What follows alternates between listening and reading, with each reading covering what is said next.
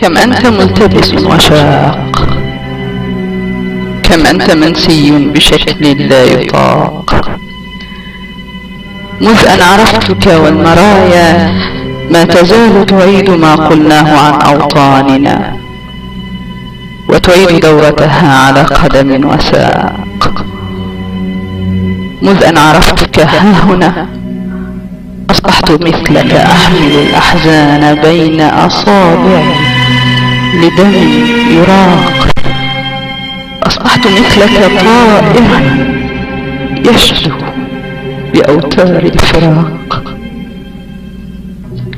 مذ أن عرفتك لم أجد نائيا ولا نايا يقاسمني سكون الليل، أو يحكي لنا عن طفلة فقدت عرائسها على أرض العراق. هل هذه الذكرى ستنفعنا أم أن ذكرانا ستمضي مثل أولنا وآخرنا فترسو فوق أرصفة الجبين؟ هل أرضنا أرض لنا أم أنها ماض يشاركنا تفاصيل الحنين؟